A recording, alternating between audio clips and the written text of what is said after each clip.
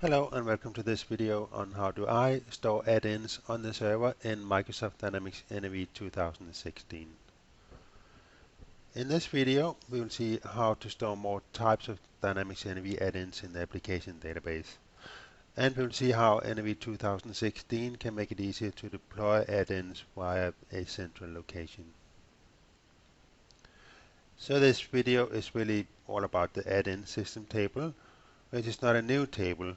What is new is that it now stores more different types of add-ins, including .NET controls. The purpose of this is to make it easier to handle more different types of add-ins, both when it comes to deploying them and upgrading them again from a central location. If we look at the add-ins table in NAV 2016, we will see that it contains a new field called category. In this video, we will not dig deeper into the different categories available, but if we run the table in Kronos, we will see that already in the demo company, the existing add-ins have been put into two of the categories, JavaScript and .NET controls. So in line with making it easier to deploy and manage, we also have three new PowerShell commandlets. They're here to give the option to script deployments and updates in the add-in table. Until now, we've looked at what's in the add-in table and how to update it. So now let's see what happens when we activate an add-in. The first thing that happens is that the add-in gets copied into the temp folder on the NAV server. If the NAV server is running under the network service account, then the temp folder can be found in this folder under the Windows folder. So it's this copy operation that selects exactly which assembly or version of an assembly that will be used. Then, if required, it will also get copied to the client machine if the add-in is running client side. So we'll see how this works just in 1 minute. In this example, we'll see it. Because here we're going to manipulate a bit with the data in the add-in table and then really see exactly what happens when an add-in is activated. In this demo, we will see what happens when a client requests an add-in, with the purpose of giving some insight into troubleshooting this and also to see how the add-ins can be deployed via a central location via the add-ins table. So let's start by having a look at the add-ins table here in the Kronos demo database. And first of all, we'll see here's a new field called category, where we got the two of the different categories already represented. First of all, notice if you look at the ones that are stored as JavaScript control add-ins in the demo database, it's been chosen to store them in this way. If you look at about this page, table fields, you'll see the field resource here contains 8 bytes. So this is the actual add-in. So in this case, this would be the JavaScript. So it's stored in this table.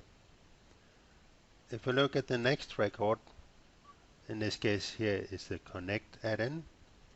Do the same again about this page. And look at table fields. Zoom into this. You'll see this has got 0 bytes. So in this case, the add-in is in the table, but it's not physically stored in this table. So in this case, the add-on will be in the server folder here. On the server, NAV service tier, add-in subfolder, and here we got connect, and this is where we will find the connect DLL. Notice also in the client folder, we have only one subfolder in the add-ins folder now called code viewer, so everything else will get deployed from the service tier, so from a central location, but in some cases it's via the file system, in some cases it's via the add-ins table. Either option are available for each of the categories, so which method we choose depends on the exact scenario we want to support. Next, let's have a look at the temp folder. As mentioned before, when we deploy the add-ins, then they will get deployed via the temp folder first on the service tier, and then from there, if they're running client side, it will get deployed to the client machine from there. So in the temp folder, you will see we've got a folder called Microsoft Dynamics NAV, and in here we've got the subfolder add-ins. Notice we have a folder here. This is the name of this folder depends on the build of NAV that I'm running. So if I apply a cumulative update on a version, I will have separate folders for those. So it means that you can have different versions or different updates on the same machine, and the add-in subfolders will not conflict. So in the build that I'm running here,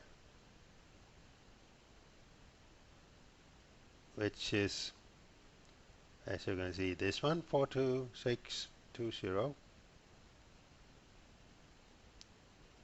42620. So in this subfolder, I already have, just from opening the Windows client, I've got business chart add-in copied, and I've got ping pong add-in copied. So these will be loaded just by starting up the Windows client. So let's see what happens when we start up a page that requests this one, the connect add-in. The process here will be exactly the same whether the add-in is stored in the table or on the file system as I showed before. The process from this point on will be the same. So what I'll show first is if we hide the connect control, do that by editing this. The controls are stored by their name and the public key token, and optionally on the version if you want to enforce a specific version.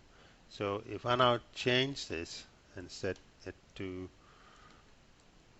public key token something else and update this, then it's equivalent to deleting this record, but of course it will be easier to put it back. So now let's see if I run the connect page. So we got it in, I'll just run it from the development client online, connect online, then we will get, as expected, an error message that it could not locate the add-in library for this. See, it's mentioning the public key token, and that's of course because we changed the public key token. And we'll see in the temp folder, nothing happened. So let's change this back. So change it back to 3, what it was before.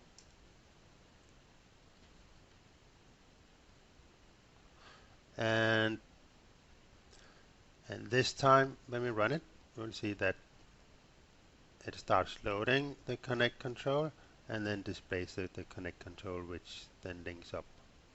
And if we look in the temp folder, we'll see we've got the new connect subfolder, which happened by copying the connect add-in DLL from the NAV service tier add-in subfolder to this temp folder. So this is the one which would then get deployed on the client. Also notice that the subfolder contains this version 9.0.0.0. This one is actually the assembly version inside of this DLL. So if we force the new version via the add-ins table and compile the DLL with a new assembly version, then this will automatically be the one that would be deployed in a separate folder according to the version.